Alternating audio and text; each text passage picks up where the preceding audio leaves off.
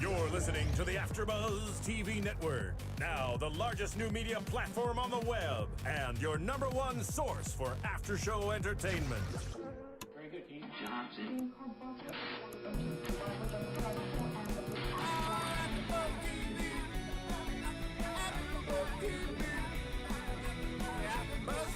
The AFTERBUZZ Studios in Los Angeles, California, presented by Maria Menounos and Bing.com, and streaming live thanks to Akamai Technologies. This is AFTERBUZZ at the Movies. Yes. Welcome, ladies and gentlemen. Bing is for doing, and we're here doing Insidious Chapter 2. For those of you joining us for the first time, we will be talking about the movie in depth, so it is obviously the assumption that you have seen this movie, therefore everything is spoilers. Spoiler. Sorry, And, I'm not before we Should've fully get watched into it, I have an exciting announcement I want to talk about. Nice. A couple of things. This will be our last AfterBuzz at the Movies because we are switching to Anatomy of a Movie. Nice. A whole new show. You know, AfterBuzz was designed for TV shows, and we want to kind of make this its own separate thing, and bigger thing, and let it grow on its own, and it's going to be really exciting to see. So all of the podcasts we've done thus far will migrate. So I guess this is my first AfterBuzz at the Movies and my last AfterBuzz at the Movies. Yeah, you brought it in. No. And speaking of that is Sara Stretton. Welcome, Sarah. Welcome, Sarah. Thank And you, of guys. course, the voice that you guys are all familiar with, had you been listening, Demetri Panos. Hello. And I'm your host, Phil Svitek. Of course, Insidious Chapter 2. Now, let me preface this. I love the movie, but I am not the biggest horror/thrillers are not my forte, but I did enjoy the movie, so I'm happy to talk. Good. I'm glad. It's for a sequel, not bad. First off, it followed a really solid original like Insidious. Right? I would agree. And Insidious is a clever haunted house possession. Let's throw in some astral projection. It's a horror movie that delivers an atmosphere, delivers on scares, jumps, and it was clever the way that it did it. So to follow that up, to me, that's a tall glass of water to fill. And I think that for the most part, I think they really succeeded. I wouldn't say that Insidious Chapter 2 is better than the first one, because the first one we had all the originality and everything. It set everything up. But what I really appreciated about Insidious 2 is how it sort of kind of expanded the first one. Exactly. And, I think as a horror movie goes, it still had some chills. It had some good scares. Leigh Whannell and James Wan come back to put everything together for us again, and they expand on the characters for us a little bit. So I think they did a good job. Think they did a good job for a PG-13 horror movie. And speaking of people in the shadows, we have Marisa Serafini, our engineer over there. Hello, everyone. In the Yes, I shadow. am here. She also saw the movie, also liked the movie, and also like me is not a horror geek, but enjoyed it. I felt bad for Marissa, actually. I'm going to say that. No, I did, because when we were going back and forth, you don't want to make somebody eat their vegetables when they hate vegetables. And to make somebody sit through a horror movie, if they hate horror, I've been with people in horror movies who hate horror movies. It's torturous. And I was like, Marissa, I don't want to make it go through Well, this. it's not that I hate it. It's just the suspense kills me. Yes. And I'd rather watch a happy-go-lightly, funny Yeah. movie instead of one that's like, oh my God, what's going to happen? I get it. Next time, try to think of yourself like you're on a roller coaster. You like roller coasters, or do you hate roller coasters too? Everyone, yeah. See, yeah. If I always look, a good horror movie should be like a really great roller coaster ride. Should get ratcheted up, and going up. That tension is going to build, and then you go up. Sort of, kind of slows at the top, and then it drops you, and then it's all about the excitement. Hands up in the air. I don't know where this is going, So next time, try to think about that. Go, oh, I'm in my seat. Oh my God, here it comes. But I did enjoy the movie because I honestly don't have a big pool of scary films that I have seen, but overall, I was forced to watch it, but it actually ended up being a fairly good movie. Well, good. And I have to put I was myself. thinking about you. I'm like in between the two of them, where I do like horror, but I like honestly, I have to call them subgenres. I like certain subgenres of horror. I love suspense. I like this whole kind of other worlds. I like zombies. Yeah. I'm not the biggest total gore fan, so I like something that has more information and more Sure. layers to it. So that's why I really liked Yeah. Insidious too, because I liked how they reflected back to the first Yeah. movie, how they even used some of the footage, and how they used that in a way to add more detail to their storytelling. Instead of just being confusing, they added more, like it just felt like more knowledge, and they expanded the world, as you said. Yeah, and that to me was the pleasant surprise about Insidious too. Is sometimes in a horror sequel, it's hard. It really is. It's because the scares have already happened, and it's how do you make things in the follow up. Usually your original is going to be, if it's very good, it's original. The scares don't come cheaply. They earn the scares. So the second one, it's like, well, how do you do that while maintaining, the setting and the atmosphere of the first, but continue to be original? And, Insidious Chapter 2, it was original by doing exactly what you were saying. By, I think, bringing things back to the first one, and just tying it in a little the way that they did. So I thought that was really cool. And again, it's still offers some good jumps. And the movie theater I saw it in, absolutely, people were jumping when they were supposed to be jumping. They were screaming before things were gonna happen. So that, to me, when you see a horror movie at a crowded theater, it's like a comedy. It's like when you go to see a comedy, a really good comedy in a movie theater, laughter is infectious. Screams are the same way. When everybody jumps at the same time, it's sometimes, I've been fortunate enough where I've been able to watch horror movies in the back, and I've already seen the movie, so I'm able to, I know when the beat is gonna come, and it's fun because it's sort of like the wave at a baseball game. Everybody jumps up at like the same time, and it's sort of kind of cool. And as I've growing up, if I ever grow up, horror movies to me, like that visceral sense of, wow, this is a thrill ride. Yeah, I've always liked that. See, I have to add to that though, because while being in a crowded theater for a horror movie is great, being alone in your house for a horror movie is so much better / so much worse, because that's how I normally end up watching horror movies. It's either me and like one other person, and I'm on the couch and I'm just like, I wish this couch was against a wall. I wish there was a wall behind me. Because I also sometimes find myself getting embarrassed in movie theaters, because I am the person who jumps like when nothing's happening. It'll be like a false scare where you think something happened, and I'm the only one jumping, and I'm like, oh. See, I'm not like, I will jump, but I'm the kind of person to be like, don't go in there. Don't go in the darkness. When I saw The Conjuring, that's exactly what I was hearing. The first time I saw The Conjuring, I had people behind us in the audience, and they were literally yelling at the screen, like, what are you doing? Are you crazy? You don't go over there. It's like, you go the other way.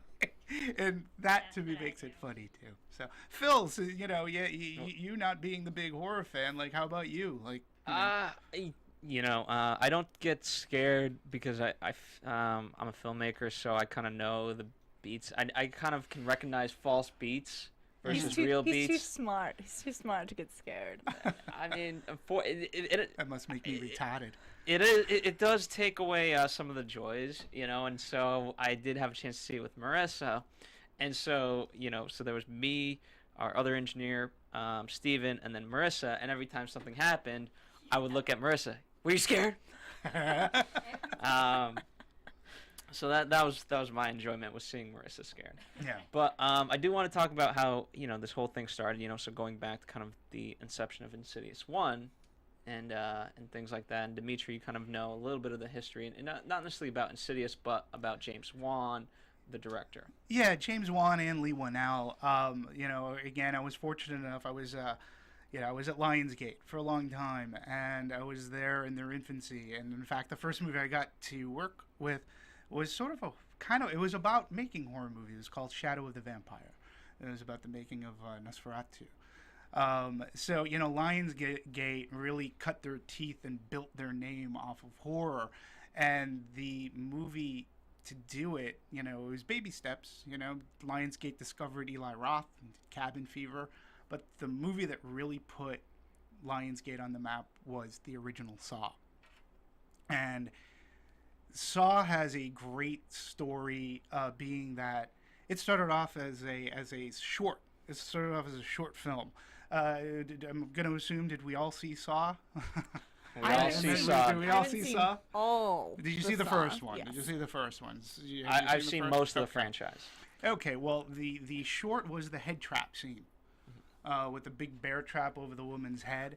That was a short, and they had a whole concept for the movie, both James and Lee, and they basically sold it off the short. And when they were going around, and I believe Lionsgate, when some of the acquisitions people were looking at it, they really liked that concept. And it was, well, if you can finish your film, we'll, come to us. We'll take a look at it, see what happens. And they worked really hard, and I have some great stories, but I'll bore you with those at some other time.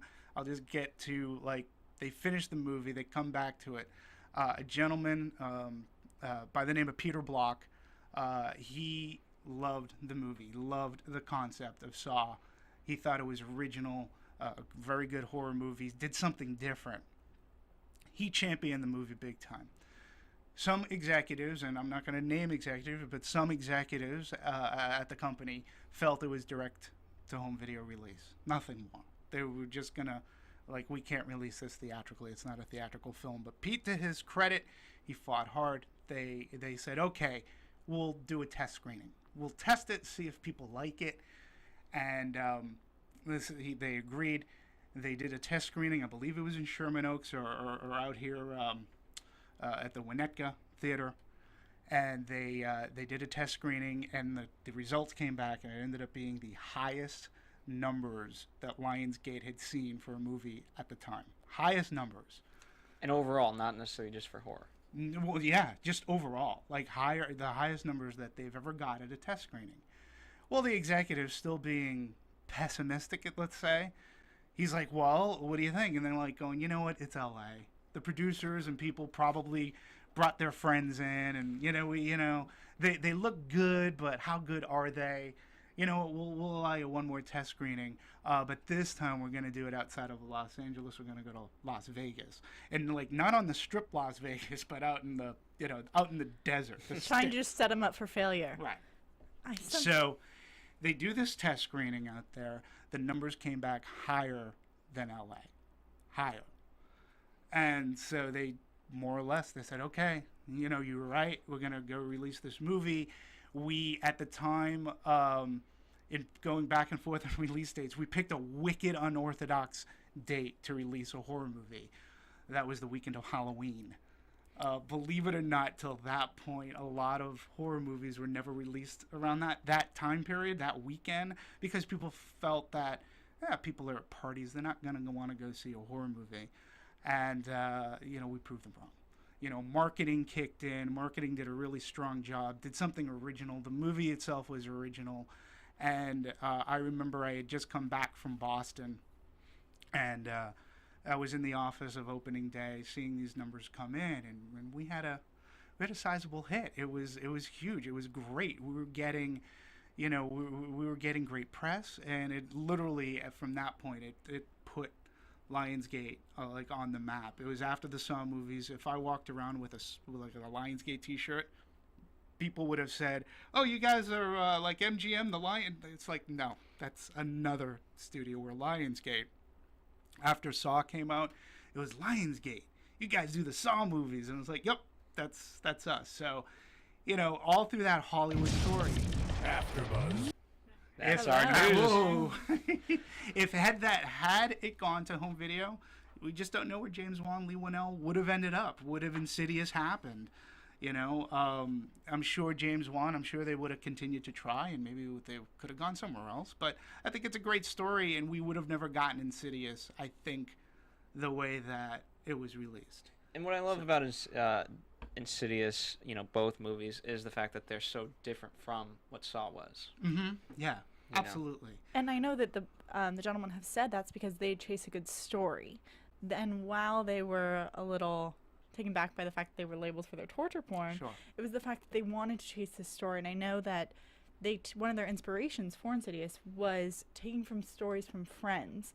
Also, they've talked about just going to throw out like Death Dream and Entity, and I wrote them down, and Carnival of Souls, but Carnival.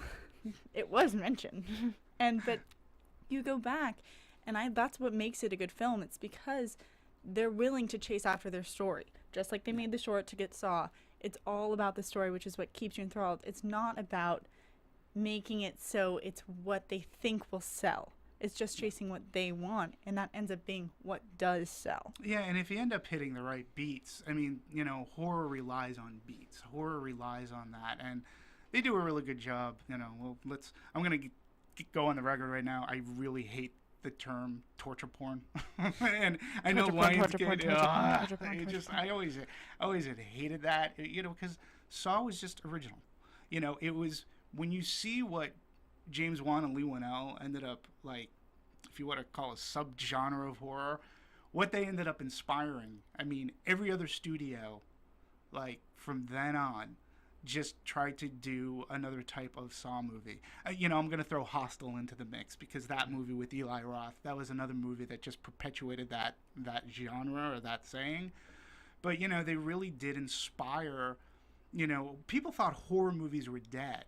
And, you know, horror is always cyclical to me. You know, it's either in the forefront, people will go, and then once it gets worn out, something new has to happen.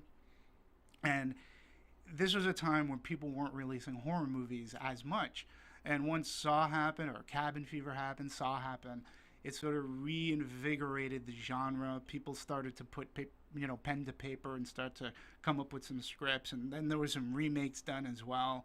So, you know, what James and Lee at least do is when they go into their next project, they didn't just redo Saw. In fact, James Wan, he didn't come back for Saw 2.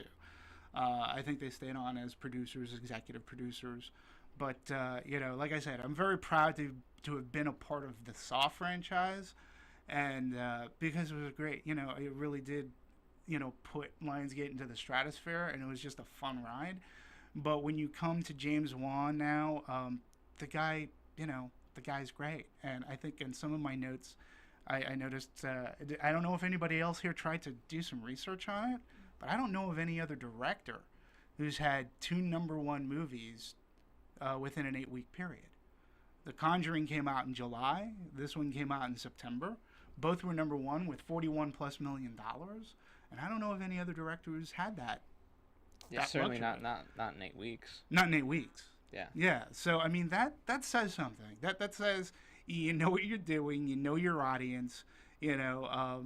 Let me pose this question to you guys as you're talking about cyclical, right? And the fact that there are so many superhero movies right now, and especially this summer. Yeah.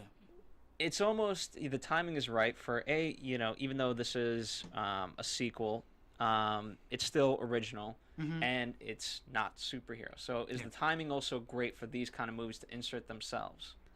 I mean, I think that all television and media affects it, because this is suspense. It's not just blood and guts everywhere. And if you look at where TV is right now, with like gangster films, and everyone on TV is getting killed nonstop, besides shows like where you have like The Coven coming out and things like that. You don't have anywhere else these suspenseful scariness. People are getting immune to the blood right now, getting immune to people just killing to rule or be evil. So these have more of a place. Does that make sense? So I think that everything affects it. I think TV, movies, web series, everything. Yeah, and I think it's also the timing too, considering that Insidious 2 came out on Friday the 13th. 13th. Yeah, And lucky Friday the 13th. It's in September. It's not October. And October is the month where everyone's expecting all these horror movies. You would think, but this year we only have one that's coming out in October. But go ahead. Yeah, but I think it's interesting how that I think it's smart on their part that they released it early. Yeah, earlier before all the other so-called horror movies that we're about to see and that we're anticipating in October. So they released it early, but that would make everyone go see it first. Yeah, I mean, I think release date, I think marketing really helped on the movie as well. And plus it really did help that the first movie did so well.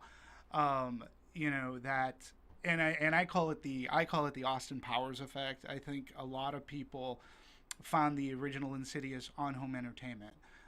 Like it did well in its initial release. I think it was like 30 million, 40 million it topped out, maybe 50. You know, and Insidious Chapter 2 comes out and does 41. So I really do think that a lot of people did discover Insidious either streaming it on Netflix or in home entertainment in one way, shape, or form, and they really liked it. You know, you can build off of a good movie, and when that good movie does well at the box office, like Austin Powers. Austin Powers didn't break any records at the box office when it first opened. The second one did $200-300 million domestic gross after the very first Austin Powers. It's because people saw it on home video, and I think we sort of kind of had that too. One thing regarding TV, and you know, I think we are now sort of kind of in a cyclical supernatural kind of pattern. The show Supernatural is going into its, I think, 8th season. Is really good, and actually that show sort of kind of ruins these things, because you know that, you know, if you have like a bag of salt with you and you have a certain pentagram, sort of, you can sort of kind of keep evil spirits away. And I'm always expecting Sam and Dean Winchester to show up at the haunted house to try to save these people. But I think Supernatural right now is sort of kind of like the cool kind of way to enjoy horror. When you look at what The Conjuring did, you know, that dealt with the supernatural, with possession, with haunted houses. So, and I'm sure we'll get more Conjuring movies down the line. My advice to Warner Brothers, take it or leave it. Don't call it The Conjuring 2. Call it From the Case Files of the Warrens, blah, blah, blah. Like, you know, and now would be a good time to redo like Amityville Horror, but just calling from the Case File of the Warrens, the Amityville Horror. What made The Conjuring so clever is because we saw it from their eyes. It wasn't just experiencing from the family. We saw it from their eyes. And I think Insidious does a very similar thing too.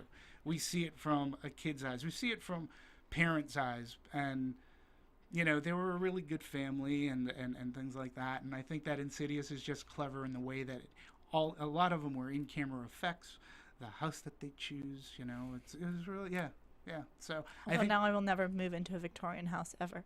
Yeah, Huge house. It was a huge house, and it's the Blu-ray for Insidious has a really great little special featurette called Horror One-on-One by James Wan and Lee Winnell, and they talk about, if you're gonna make a haunted house movie, pick a house that looks haunted and scary, because that's your atmosphere right there. If you pick a regular apartment house, like apartment house. But I feel like if you look at, isn't it Paranormal Activity in a regular house? Yeah, see, I'm sorry, I don't count that as horror. I really, that movie, not a big fan of the paranormal craptivity. I mean, activity. I feel movies. like I'm finding all the things to poke him with. Like, yeah, I'm just gonna mention Paranormal Activity and torture porn the whole time. And see what happens. But it wasn't necessarily like, I don't know. I'm not gonna get into paranormal. All you can say is like from frame one. It was bad because it was in a normal house. No, I just didn't buy it. I didn't buy it at all. I do have to give Insidious the credit that they used the house to their advantage. They used the house, yeah. It was a big house, and they roamed around, and they used the location to really add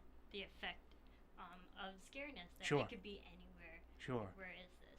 Yeah, and they carry over the other thing that I liked about Insidious going into Chapter 2 is they carry over the same type of themes.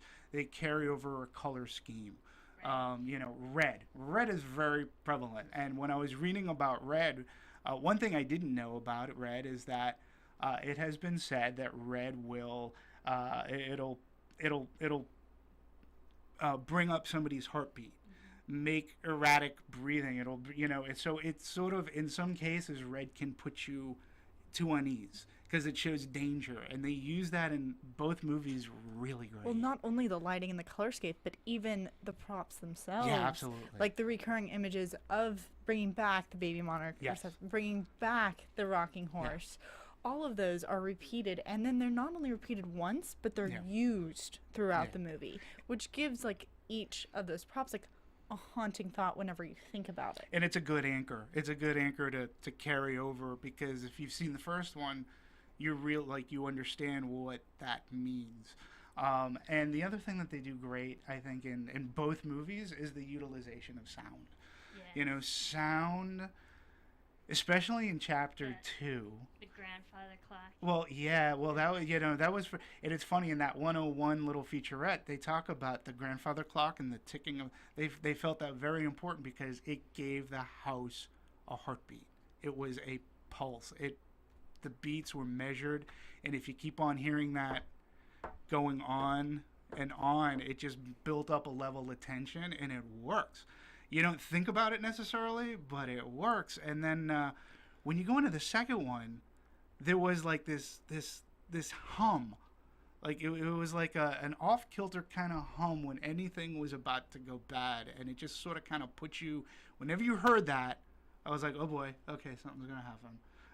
And you know, to me, these are all the things that make a good horror movie. I mean, for me, the beat was always like a gateway. Yeah. That's how I viewed it, because not only like the grandfather clock, like whenever I would see the grandfather clock, I would think that that's something we couldn't control. It was just moving in time. But then we also had the metronome, Right. which was used on like the living's behalf as this gateway into the Sure. other side.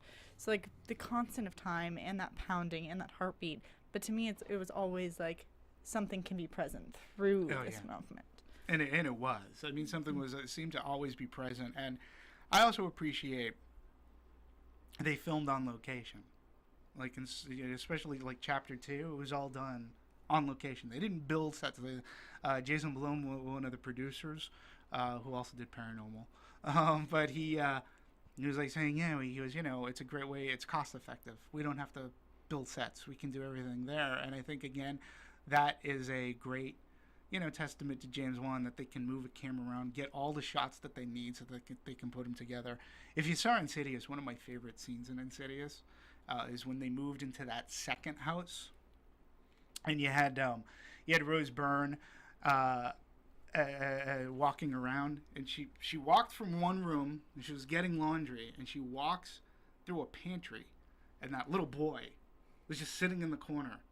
And I remember watching it going, oh my head. I said, did you see the little boy at first? No, I didn't.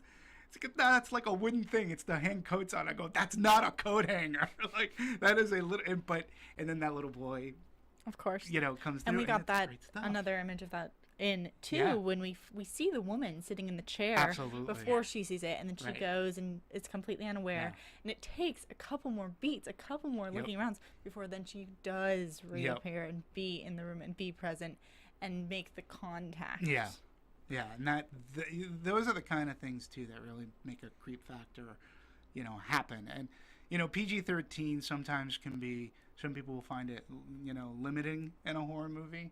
I think James Wan, and I think they get around that pretty well because he still is able to ratchet up the tension somewhat. Now, The Conjuring, they couldn't get a PG-13 because they felt not that it was gory, but they felt that it was very intense to be PG-13. And I agree. I think that The Conjuring is a great rated R horror movie that works by being very intense. You know, I mean, you didn't see The Conjuring, but it is very, very. It's like if you thought Insidious and Insidious Conjuring Chapter had 2. more- I feel like The Conjuring had more scary moments. Yeah. That, like in reveal that Yeah. might be disturbing actually I don't know. to even see. Yeah, I think so too. And I think the last half hour of The Conjuring is relentless. I mean, it grabs you and it shakes you and it doesn't let go. And by the time it's done, you're exhausted. And you know, you can't do that in Insidious because it's PG-13, but it still works. I would say, do you feel like if you divide Insidious, including Insidious 1 and Insidious 2, up into parts, for me, my biggest scares and my fear comes from the first halves. Like with the suspense. The build-up. Yes, the build-up for me in each is wonderful. Mm-hmm. Because almost once you're in the further, you know there's fear everywhere, so you get less scared. Like for me, it's like you become comfortable with the fear versus while they're still in the house, the anticipation and the waiting is what freaks me out the most. Well, let's talk about the, you know, in terms of the anticipation, it was also interesting, right? You have the same cast of characters, and you kind of open up on when they're young, right, with the young Josh. And so to me, the anticipation was, okay, how is everything going to tie in? And, you know, so it's like, so that almost made it more suspenseful because, okay, how is this scariness going to happen in what form? Right. You know, to these same people that we've already seen in the first movie. You know, and we know kind of Josh's history and things like that. And I love that it did open up that way. Yeah. You know, 1986, Lambert residence. Yeah, I like that too. And again, it was hinted in Insidious 1. Like, you had a sense, like, you know, because it was hinted that... Oh, it made all the sense, you know, like when I'm blanking on her name, Elise first came in. Yeah. You know, she's like, I know who you are. Right. You know, so the tie backs to that first movie and how everything was just so, I don't know if it was on purpose. Right.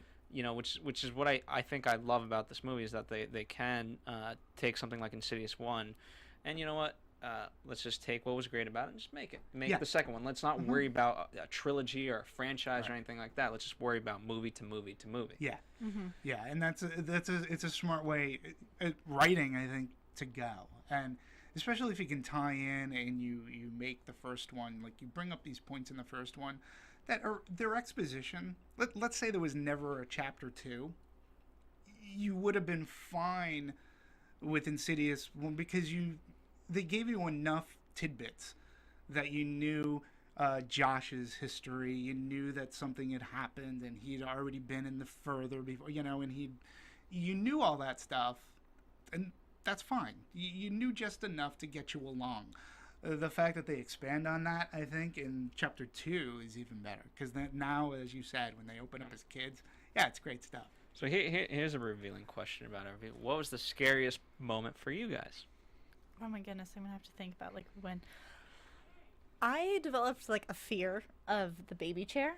Is it because you hate babies and marriage? Maybe that's what it is. No. Whoa! Wow! Wow! Hold on. Oh, okay. We just learned something new. I just meant wow. Insights. No, it's because the first time I heard it, the sound reminded me actually of the first film when we had the little tap dancing boy, and he was actually one of my like favorite parts in a good way of Insidious 1. I really liked the tap dancing boy, but when it got into 2.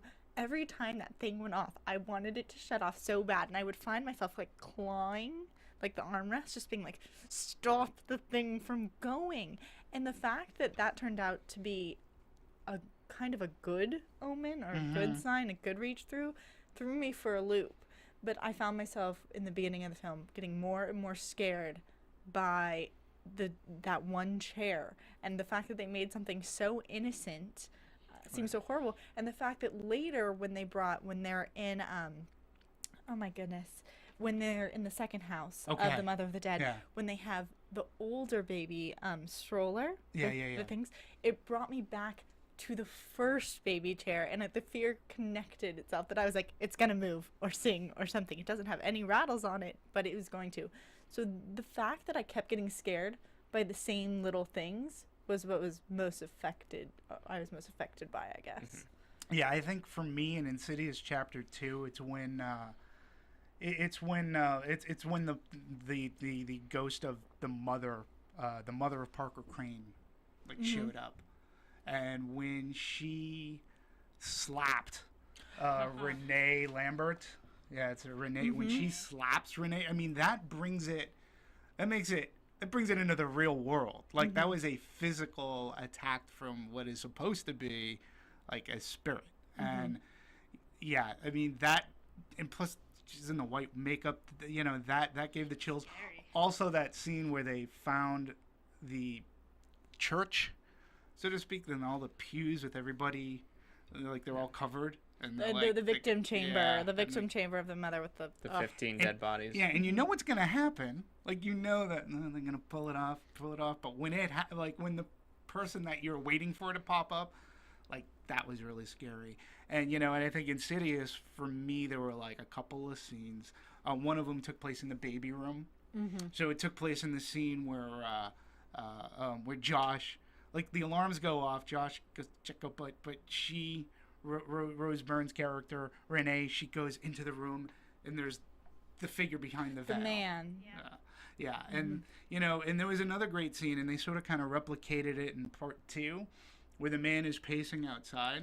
Well, we had gotten that in scene 1, but it was always her perspective. Right. And then we finally switched to Josh's astral projection. And the fact that clarified that it was him in the video of his younger self, and then brought that back. And they answered questions in such a great manner, of like such a timely manner. And the fact that they filled in even the latch swinging on the door, which was in the original film, that's wonderful. Yeah, and just so we're talking about from the first movie, the scene where things start to go haywire in the house, the doors open and things like that, and we had the man and we had the attack there, and then and when we go into chapter 2, Josh is in his astral projection, and he goes back to that point in time in the house, and he sees the man outside, and he's pacing, and then he sees him inside pacing, and he goes to go in, and he opens the door, and the door's wide. Yeah, it really brought things full circle.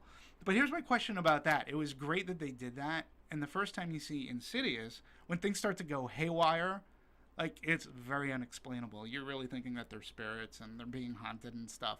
Now that you know what you know, and you can't unsee what you saw, does it change? If you go back to watch Insidious, it changes. Well, it changes. of course. Insidious. I don't think you can watch horror movies. Aren't necessarily meant to be watched twice. Oh, I you're don't wrong think. there. I don't think. No, you're wrong there. I would say it depends on the type of horror movie. Coming from the guy who saw Insidious 2 twice. See, like, I could see You saw it twice? I did see it I could twice. see Insidious again. I could still see it again. It would be a change of perspective.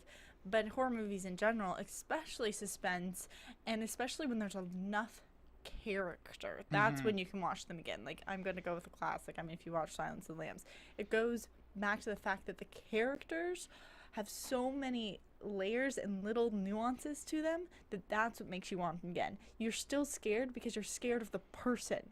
You're not scared of what they're doing. You're scared of the villain or of that bad Fair force. enough, but the cheap thrills, you know what I mean, like the false beats, you know what I mean, those don't scare you anymore. So, I mean, if they do, I mean, you forgot. You're like Josh, who's forgotten the past. But I could sit with you. I've watched Halloween. I have You guys are scared, huh? Yeah, I no, guess I mean- I don't fear horror movies. No. It's not that I'm scared. It's like I've He's watched too smart for Halloween. this, remember? Yeah, he is. I know. I could show you things, and like, for me to go back and see a horror movie, a good horror movie, is number one. The first time you're going, you expect to be scared. You're scared at the certain, when it happens. That's what a horror movie is supposed to do. As a fan, I'll go back and see it again and again, because then I like to break down, well, how did I get scared? How did they make this shot work? How did they film, how did they frame something that was in the foreground, and then I would happen to not be attention in the background, and then it becomes a lot about the craft. And that to me, like, when you watch even a movie like The Exorcist multiple times. No, I can't watch it. Yeah. I'm sorry, I can't watch The Exorcist. It's one Not of at my all. lines. No. Have you ever watched it? No. Oh, I see. can't watch the commercials. Like the trailer for that. Like, I'm gonna make you eat your vegetables. No. Yeah, I mean that but No.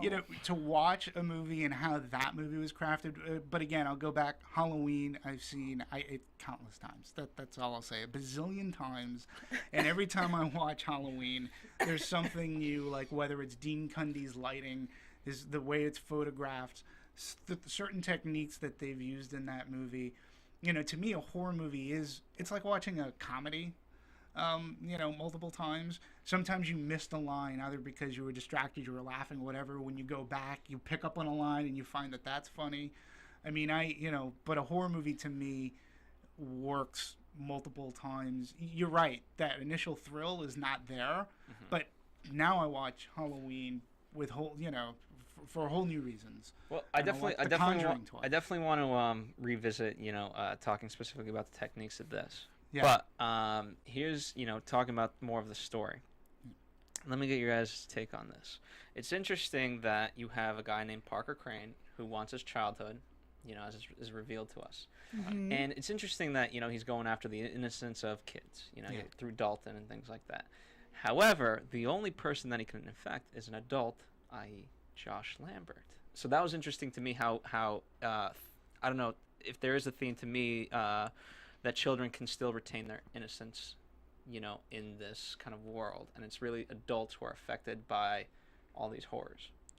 I don't know if I'd agree with you, just because of the fact that Dalton has been so traumatized by everything that's happened to him. Like, yes, he faces his fears by going after his dad to rescue him, but like there is a moment where while Josh is possessed, he holds the hammer over his head because he's noticed that Dalton's there, and he wasn't saved by some realization of the demon that he was an innocent that couldn't be affected. He was saved by pure like luck and chance that that he got stopped. So he was still in danger. He'd always been in danger. He'd always been victimized, and everyone else, like even the baby. There's a moment that you mentioned where Renee gets slapped. Yeah. But before that, we hear another slap. Yeah. And you're led to possibly believe that she did slap the baby, and that. I mean, how much more evil can you get? Right. And the fact that you do see him as a child when he's being dressed as a girl abused. I think that this movie just destroyed innocence. And we're talking about Parker. Yes. Parker Crane as being forced. Obviously, he had a tough childhood. Mother wanted a daughter. She got a son. Here's the interesting part. I am not condoning it, but we did. They really without going like, hey, this is why the mother's evil. This is why Parker the way he is. They kind of explained it, and I understood. Based on that, she hated the father so much that no, all men are evil. You cannot be a man. You have to castrate yourself. Yeah, and you're not going to be a man. Right. So that it made sense in so simplistic exposition. Yeah, and again, when you can get a message like that across, I think it helps horror when it doesn't become simplistic exposition which explains something, and you go, oh, okay, I get that. One thing about Josh, though, and correct me if I'm wrong, his demon that through his childhood was the woman. Correct? It was Parker. It was Parker dressed as a woman. Correct. Yes. But so it makes sense that as he gets older, that that it would be, he would go into Josh, because he started off when Josh was a kid, and then when he's able to get into the further again or get those memories back, it sort of kind of made, there was already a link. It seemed. Well, there's a line in Insidious 1 that says it takes time and energy. So for me, I rationalized it as that he had spent so much time developing this connection to Josh and following him around that he was just waiting for that next chance. Yeah. Like he was so close. And now he's just been waiting all this time because he's already spent time and energy on him that he can't connect to anyone else. It's like his I think he was connected. most accessible vessel, and he was just waiting for him to be like astral projected so we could jump in. Now, did you stay for Insidious 1? Did you stay for the very, very end of the credits? Where she With a woman. Blows out the candle. I was hoping. I stayed for the end of. Here's a big spoiler. You don't have to wait to the end of the credits for chapter 2 because there was nothing. I waited, but there was nothing. I was hoping because that was a good little button at the end, and it was creepy. And I think with Josh, going into Josh was fine. It was interesting how they end. It was an interesting choice on how they ended Insidious, because you had Elise.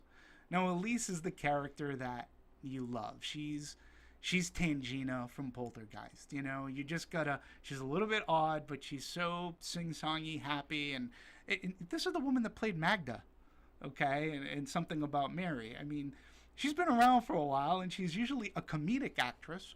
And here she brought that. Yeah, but she's great at it, and you really love that character. So when the end of Insidious happens, to me that was a shock. I was like, oh, I didn't really see that coming. I'm like, can't they hear this out in the pantry? Like, what the hell's going on?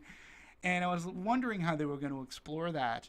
And I think when you talk about simple exposition, the fact that chapter 2 pretty much, like when we go back to the family in present day, it opens up in that long hallway looking thing, and she's Renee's being interrogated, and the cops like, well, we're trying to get finger scent. We noticed that there was stuff, and they're automatically thinking it's the husband, but then you find out that it wasn't the husband.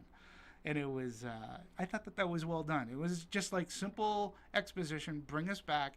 The events are immediately following Insidious, and it was a good way to, it was a good MacGuffin to try to take off like Josh Lambert. Like, we really don't know what the hell is going on with this guy. He's innocent in killing Elise. Josh is, but somebody did her in.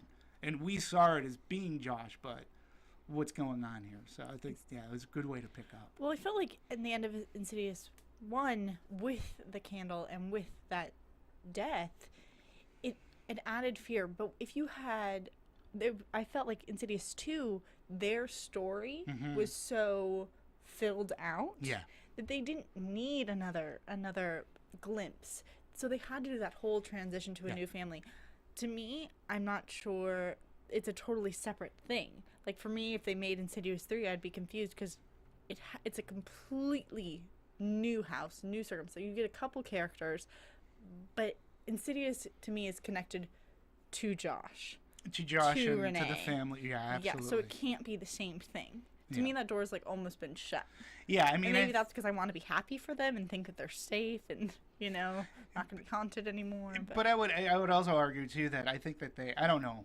Again, we can talk about it, but what were your thoughts on the end of Insidious Chapter 2? Because obviously number one, I like Elise as the spectral Elise, let's call her, or the ghost Elise, when she's like, she goes through the two guys, she goes, "Oh, excuse me, boys," and she just walks in and she's talking to the girl who's in a wheelchair. I took it to be because, again, they used a sound device from which I thought was from the first one. Whenever we saw Red-Faced Man, there was that scratch, the clicking. It was played by the guy who did the music. Red-Faced Man. Oh, okay. Yeah, just side note, little. It's a nice little side note. Not included. So I'm sort of thinking that maybe what I would like if they are going to go ahead with the 3, which looks like, you know, let's make 3 and done. One more and out. We don't need to see Insidious 7, and you know they've done a good job. If they make a trilogy that wraps everything up, because I didn't necessarily even feel that Red-Faced Man, that thread was done. Like, he could still do... Like, I would be okay with the Red-Faced Man coming back for 3 and haunting Allison or whatever, or connecting through the demons. For me, I didn't see opportunity to connect through the family. Through Elise, obviously, through Specs, and that, obviously, but not through the family. I felt like it was just too separate in my mind. You think? Okay. What did you think? I'll save that a little bit towards the end. Gotcha. But I do want, what was interesting to me also was the fact, we started off pretty much everyone as a unit, right? Yeah. And you have Specs and Tucker kind of come in a little bit later and things like that. And now the gang's kind of reunited. But then everyone slowly but surely is splitting up into factions. At first it's 2, right? So you have Specs and Tucker and Carl and Lorraine kind of doing their thing, and then you have Josh and did I say Lorraine? Renee. Doing doing their thing, and they're with the kids, Dalton and things like that. And further we continue splitting these factions up. Yeah. And I thought that was interesting, in terms of a technique to try to scare people. Yeah. Because like, yes, numbers work, but then you split them up, anything can happen. Yeah. And then and it almost felt like, obviously it wasn't a murder mystery, but where, okay, who's going to get picked off next by perhaps Josh or, the mother of Parker Crane or Parker Crane himself. Right. Mother of death. Yeah. The mother of death. That was my favorite line, by the way. It's literal. It's literal. Carl with his dice. That was a great little touch. I liked how they kept bringing that in. And again, how cool is it? Again, you sort of we've all done seances before, and it's really funny because and they talk about this in this Horror 101 and the Insidious Blu-ray. We've all, in our history of horror movies, there's been certain possession movies where there's a seance. Okay, we've seen it done before, but with the Ouija board, or with a crystal circle ball, of holding whatever. Hands. Yeah, circle of holding hands. So Lee Whannell was like, "How do we make this?" He goes, "How do I make this interesting?" And World War II gas mask, and that and it's hooked up. The hose is hooked up to I forget, it was Specs, and he's interpreting what he can hear what she's saying through the tube. So she can whisper and he can hear her. Very clever. It's a great communication device, and it's really creepy. So now we go. Oh. There we go. That's our mascot, Sparky.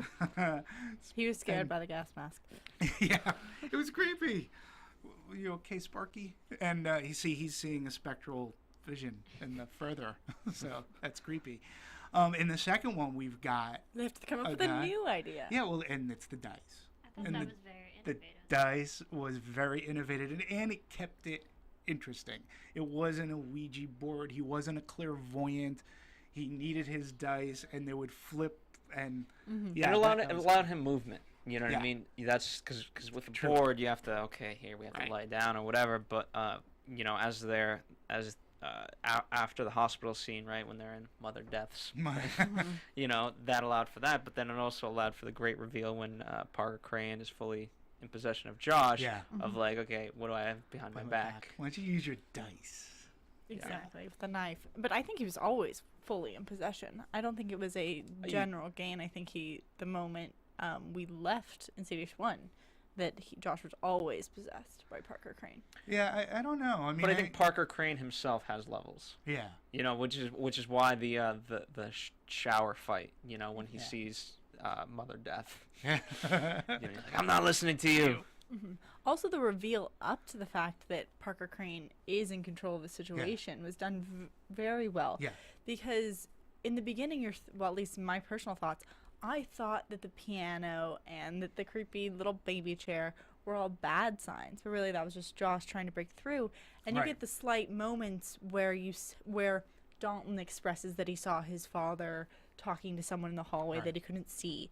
But you're still unsure. We saw in Insidious 1, Josh talking to one of the spirits, telling them to go away, and that conversation was relived in a way in the hallway where he is telling someone to leave. Yeah. But so there's a doubt, and then you get the turning point finally where you do realize that what the song is, and when he can't name whose song it is and what the instance is.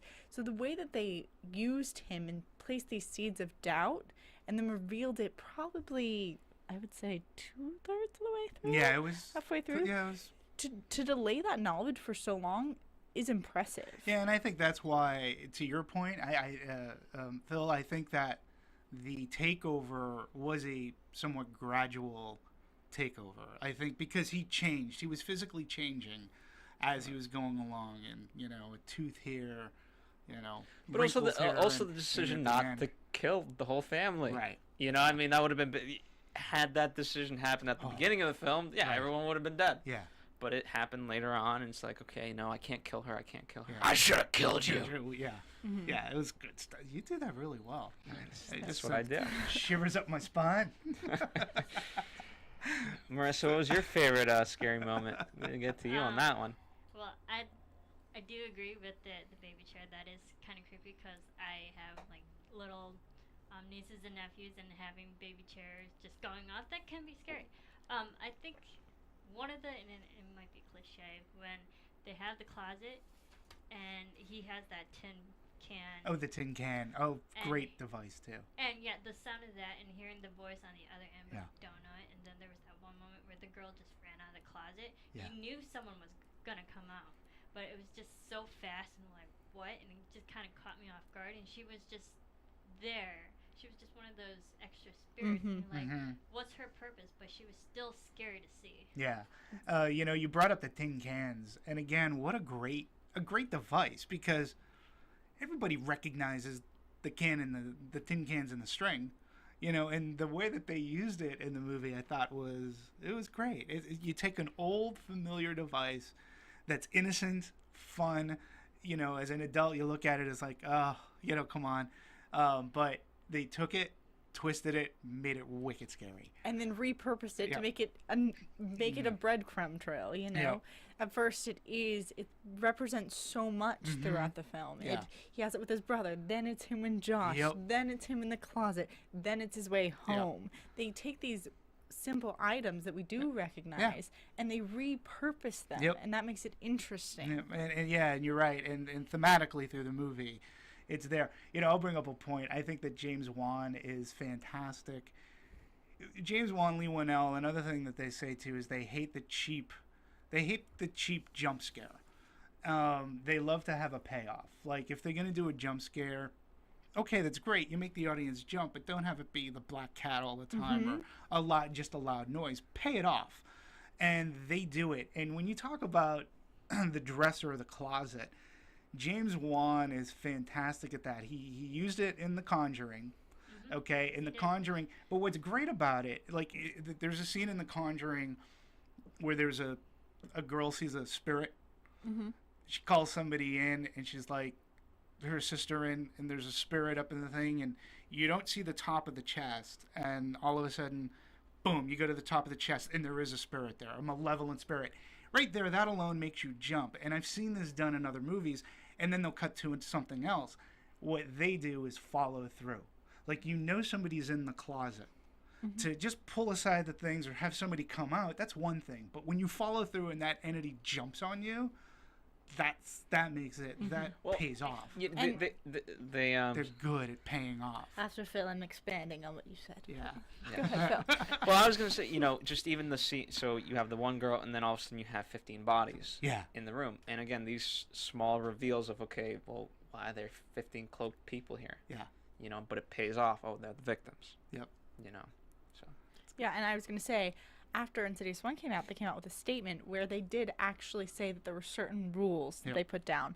I think I wrote them down and said, he said no false scares, no cats, as you said, jumping out of the closet, and no friends or relatives standing behind the character after closing a mirror or a cabinet. Right. Well, that's not fun. And so but it's interesting because in Insidious 2, we do get a scary person in the mirror when the mother is in the mirror, but it's done differently. She's not standing there looming, and that's not the fright. The fright happens when you see the door close and pull it back, and then it's Josh. Yeah. And that... Because you expect it to be somebody. It's all about expectations. Exactly. But to take something that is classic, fear of someone always looming over you when you look up, and to make that not scary, and to make 3 beats later the scary moment and be focused on something completely different, that's where you get originality. That's where you get originality. And again, I say with horror, it is all about the beats. It's about trying to be original. And for me,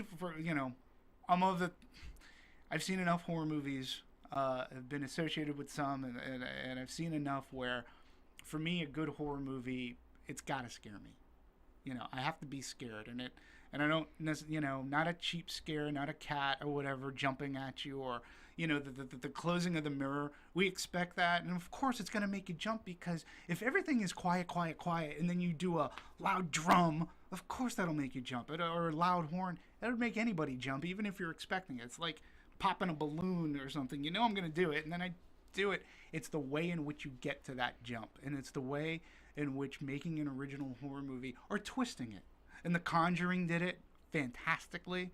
Probably my favorite horror movie this year, at least. In the Insidious Chapter 2, I think was just, again, it was clever. I jumped. I was legitimately scared. Legitimate jumps.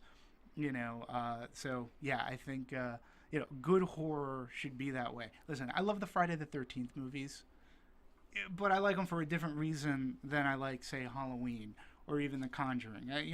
They're by no means very good movies, but I'm used to what I'm gonna see at a Friday the 13th movie. I find Insidious 2 has, or the whole Insidious franchise so far, they have a lot of elements from a lot of different horror films. Like the whole overbearing mother and the kid dressing up. I just thought Psycho, Norman Bates, and how Norman Bates turned up and he turned out to be a serial killer. Right.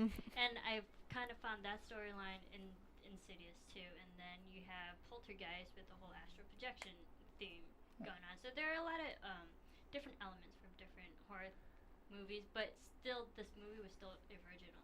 Oh yeah. To everything else. Yeah, I mean, like I said, it did remind me a little bit of Poltergeist in certain aspects of it, but Lee Winnell definitely knows his stuff. He's brought up and he's watched horror movies, and he takes those tropes and just switches them up a little bit. and to make a good horror movie, and they're smart, and that can continue horror, and again, we talk about cycles of horror, cyclical. Yeah, I mean, when you do Saw 7, I don't care if it's in 3D, the effect just starts to lessen. How are you going to surprise me? And a good horror movie, in one way, shape, or form, should surprise me. And last year, that movie was Sinister. I thought Sinister was the best horror movie of last year, and because it did different things. And this year, we have Insidious, and we have The Conjuring. We have some good stuff. Now it's really making me look forward to Carrie. Yeah. I want to see remake. Yeah. Oh man. But I want to. Let's talk about Sarah. You brought up an interesting point about the music from one movie to the next. So I mean, we touched on it a little bit, Right. and I do really like the music in each. But for me, the first movie was so much about instruments being used for sound effects. Scratching, taking instruments and not making music, but destroying music through the instruments. This one, and then sorry, just a note, but the only two or three instances in one were Renee singing of actual composed music, Right. and the little tap dancer boy. Well, it's Tiptoe Through the Tulips by Tiny Tim, and if that's not creepy, that's yeah. And I think that was used in one. I think that song was used in another movie. I wouldn't be surprised. No, did you say you can look things up quickly? All right. I can sing it, but then in in chapter 2, I felt like there was a lot more musical score. Yes, where especially like even behind Josh, where you would get mellow tones. It wasn't just eerie sounds. It was a lot more composed, and I think that was, to me, how that affected me. It was in one, I was so confused by what was going on. And this one was more about information. It was about filling in the gaps and letting me know more. And the music reflected that. Like, you can't be really scared by the exact same thing over and over again. No, I understand it. And score, too, a good score should bring up something emotional. You should, if you're attached to a character and there's a theme behind that character, it'll have, a good score can affect your emotion one way, shape, or form. And in Insidious, they used the music, as you said, but it always had you on unease, because it was like scratching of Exactly. it was just very It's not. There's no pleasantness. Claws on a chalkboard. But for me, I feel so. For one, the reason why they did that, this is all new to the family, and two, Josh's whole big line is like, we're past this. Everything's good now, and so the music is much more calm in that sense. Where like, it's false, but no, we're good. Except for the we've gotten sound away from the effect house. behind the Insidious title. Right. And it flashes red, and it's overbearing. And they did that, right. And they did that at the beginning and the end. And like, they're trying to hammer it into us like this is a scary movie. Well, but it also brings you back to the initial emotion and feeling that was tied to the first one. Right. Where it is a sound that you can't listen to without cringing. Right. You can't I be like, agree. oh, this is a wonderful piece of music. It's just a sound. Yeah. And sound, well, let's face it, music, a horror movie without its music, in some cases, is definitely not a horror movie. If you watch Jaws without the music, it doesn't have the same effect. And I would say the same thing about Halloween. Doesn't have the same beat. Music just plays a major part, especially in a horror movie, because Music and its counterpoint silence. It sets the tone. I will ask of my fellow. I'll ask of your colleagues, the original Dracula with Bela Lugosi. If you have it on Blu-ray and or DVD, and you bought it within the past 10 years, there are two scores that come with the original Dracula, the Bela Lugosi Dracula. One is the original score, which is basically a lot of Swan Lake. But then Philip Glass, along with the Kronos Quartet, he composed a brand new score that accompanies this Bela Lugosi Dracula. I'm not going to say that it's better than the original, but the score takes on a whole new meaning, and it adds, for a black and white movie that was made way back when, it adds a new level of horror to it. So music totally affects. And whether it's a source music like Tiptoe Through the Tulips could be really creepy. You know, it could be, score could be fine if it's coming from a radio or from a, if it's source music, depending on the song, that could be really like if you watched the David Fincher movie Zodiac, Hurly Burly Man plays through that. That sets up when the Zodiac was shooting some people. That sets up just unease. You know, it's really creepy the way that it's used in movies. Quentin Tarantino uses music like that a lot. So, and I think you're right. In Insidious 2, by changing score, sort of adds a different element and tone to things, and which is pretty cool. Yeah. I agree. Does that answer your question about music? Yes, it does. Do you have another question? Do I have, why? Am I the questions guy? I don't know. I am leading this panel of experts. I felt like you. I mean, we did get the row your boat thrown in there. Let's talk about let's talk about cinematography. Let me go to my experts. What did you guys think of? Was there any difference from one to the other in terms of cinematography? I mean, what I liked about was it had very smooth camera work.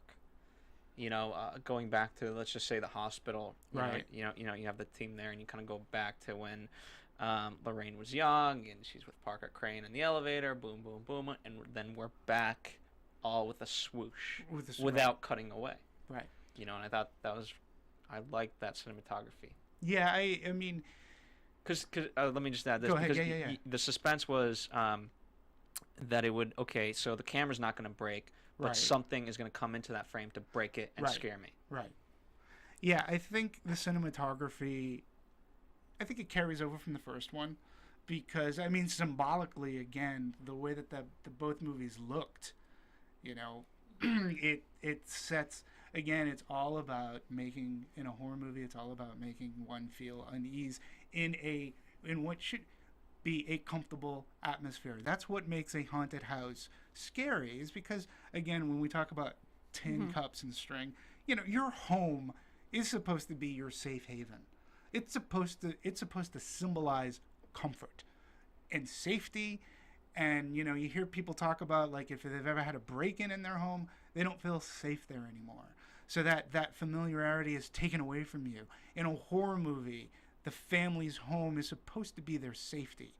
And what makes a movie like this, like, we find out that when they move from that home, right? When they move from that home, they're still being haunted, and their security is not the same. And I think with the cinematography, by being similar, it keeps that rhythm, it keeps that beat of unease, and we're looking at another home, and yeah, it works. I also liked the lighting and the overall look of it, because in both movies, the movie is like a bluish tint, which just kind of in those blue and white and gray, more cold colors, and it just gave you the atmosphere that you're surrounded by death. It's cold. There's really no happiness. No.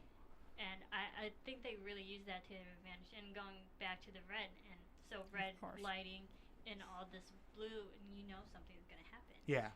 So, I think they use that really well. Yeah, and I love the red door, the way that lights up. It almost looks like it's a stained glass. Yeah. Like, it was so dull that anything that wasn't like that would make it really stand out. Yeah.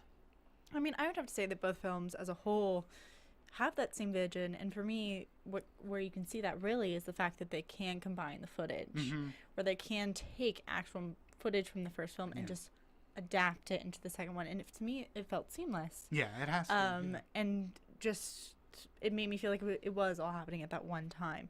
So that's where I could see they continued with their vision.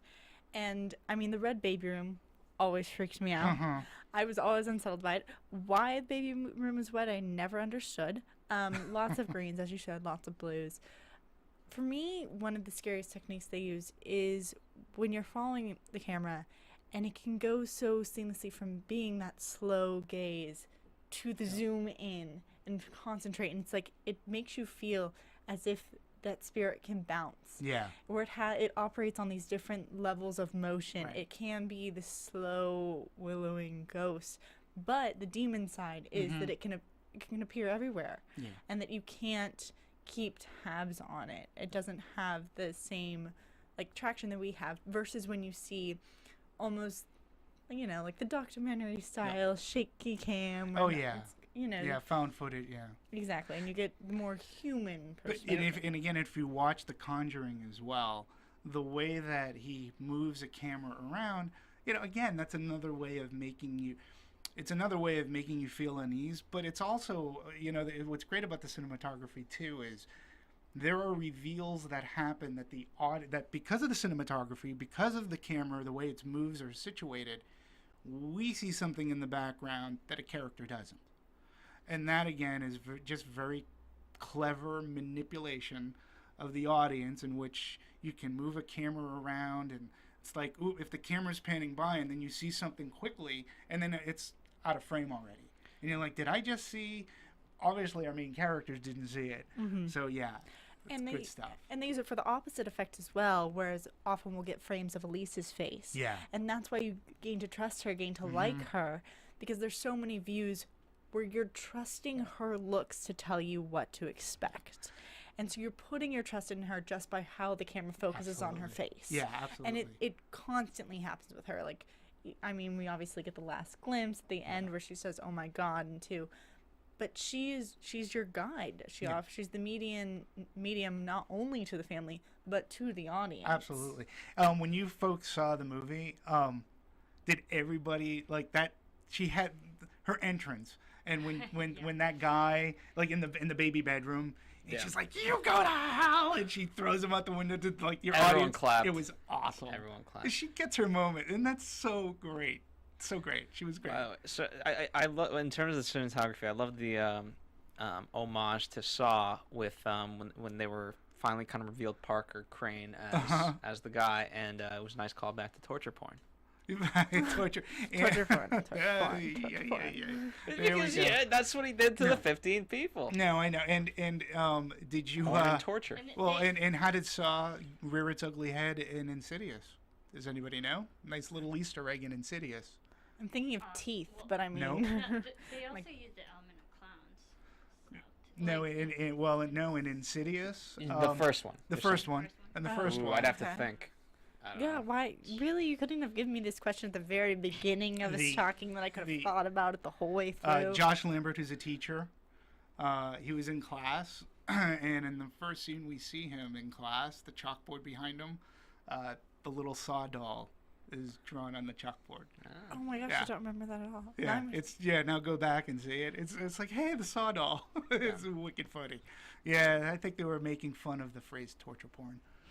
I think so too. So, and Critical Jeepers Creepers, essays. by the way, was the name of the movie with Justin Long, and I believe that movie uses "Tiptoe Through the Tulips," but that's just a creepy source song, and you know, it's. Well, there are It's other like- titles like Mystery Science Theater 3000. I mean, I'm sure that there's so many finds that you have.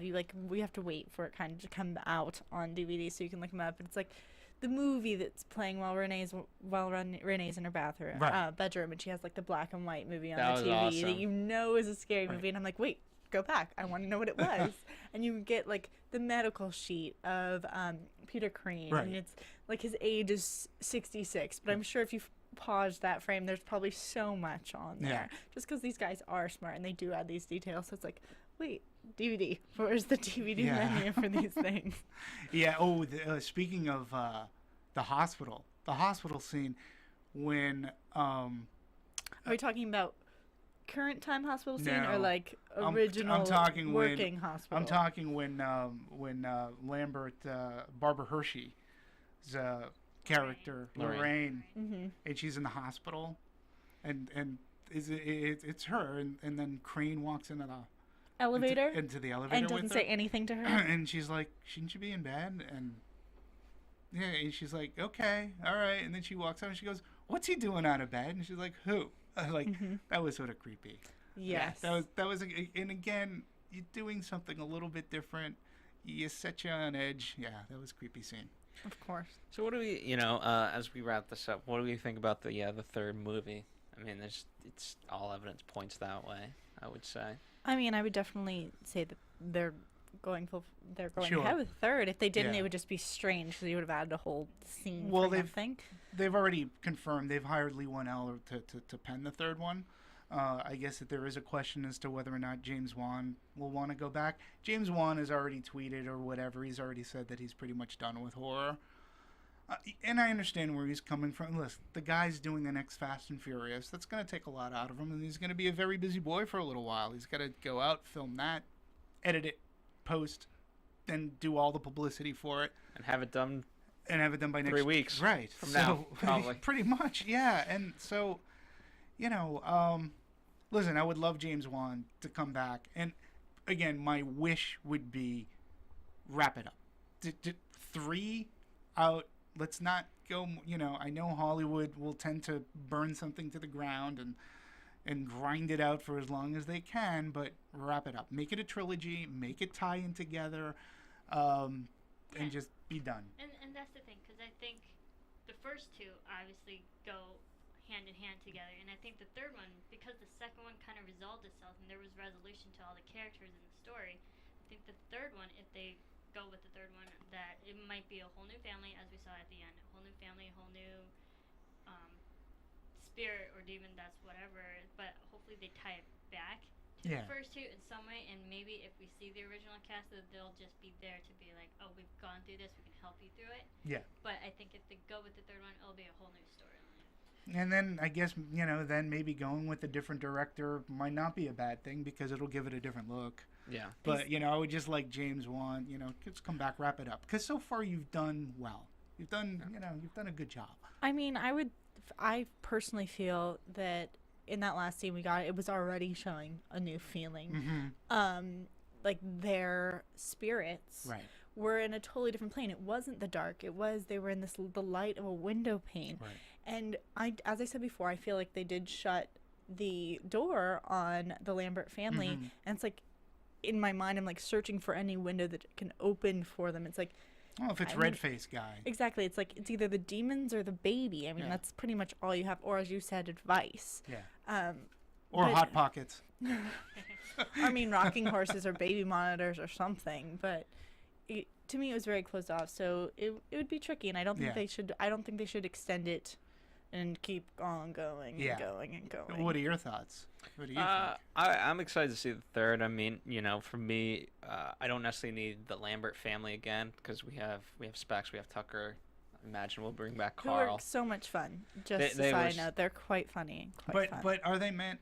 Well, here's my thing though. Like, it becomes a different movie if we're seeing it through their eyes. Like, if we're following their cases as opposed to like. But I think we could follow the family and have them, the family meaning the new one. Right. I will only like the third one if they again play Ninja Hunter Bear. That was a lot of fun. Which I don't seem to understand the rules of, but... Okay, Ninja, Hunter, Bear. Yes. Hunter kills Bear. Bear kills Ninja. Ninja kills Hunter. There you go. I mean, come on. Come on. The fact that I can explain that without any explanation in the movie is brilliant. Yeah, he just did that. He even says in the movie, though, that why a bear beats a ninja makes no sense. Rock, paper, scissors. I know, I understand how rock, paper, scissors works. I don't understand how a bear beats a ninja. A big grizzly bear is... Yeah, but I don't know about pretty this. big. I mean, Sarah, might as well just have a debate A, B, and C. All right, A beats B, B beats C, and C. Yeah, like, who cares? Ninja, Bear, Hunter. Like, whatever. Rematch in chapter 3. So overall, we think this movie will stand the test of time. Yeah, I think so. I mean, come on, look at its opening weekend. Nobody had it. It was boxoffice.com. I'm not affiliated with them, but I read these things for prognostications for the weekend. They had it at 40. And I'll be honest, I looked at it and I was like, 40's high. I was thinking at least 30 to mid 30s, low 30s. But most everybody had it at low to mid 20s. Like, and by majority, I would say 98% had it. Nobody expected it to do 41 opening weekend. It's huge. It's really, and it's doing well overseas. This type of horror movie, This genre, the supernatural, it's right in its high gear. When you get good people to do it, it delivers good scares. That's why I'm looking forward to Carrie. I wasn't before, but I like Chloe Moritz. I think she's a fantastic actress. I've seen some behind the scenes on it, and to me, I think they're going to deliver. I mean, I hope for them. Because I like the actors involved. Yeah. I do hope for them. But the moment they told me they were redoing Carrie, I was kind of like, I felt the same way. I had a cringe. I will say I do like, and this is not a spoiler, it's in the trailer. I like the idea that they've modernized it where she's getting her period and they're filming it on iPhones. Nice. No, because that, you know, the fact that you can get, you know, not only, Absolutely. okay, it's one thing to be, you know, for a young girl to be that vulnerable, having her peers watch it, but then So I'm to guessing someone you guys to are gonna be tweet it bad. out, Yeah. that's, Sarah, you would not be scared as a female? I'm Marisa? Scared, I'm scared as a male. That's disturbing. I'm just disturbed. That's why Carrie Yeah. went, hey, nuts. Hey, well, I'm actually. I'm I going think to that let it could you be see good. it, and then you can tell me if I Okay. want to go see it. Yeah. All right, well, thank you guys for listening, Oh, wait, watching. do we do a little R.I.P. for AfterBuzz at the movies? No, Are we- because now? we're gonna be As a whole, reincarnated. we're gonna be reincarnated like the Phoenix. There we go. We'll do a ceremony then. We will do a ceremony, and in the spirit of horror, just remember: the brighter the light, the bigger the shadow. Come to the light, children. Follow the light. Don't Stop go in the making red light door. sound scary, because I like the light. No, the brighter the light, the bigger the shadow. There. Just so you know. What if you have an They're orb light? back. Marissa, I want to end on: the brighter the light, the Orb. bigger the shadow. From producers, We can get Torture we porn. don't keep ending. The brighter the light, the bigger the shadow. Go. Torture porn. Executive producers Maria Menounos, Kevin Undergaro, Phil Svitek, and the entire AfterBuzz TV staff. We would like to thank you for listening to the AfterBuzz TV network. To watch or listen to other after shows and post comments or questions, be sure to visit AfterBuzzTV.com. I'm Sir Richard Wentworth, and this has been a presentation of AfterBuzz TV. R.I.P. Buzz you later. Buzz you later. Buzz you later.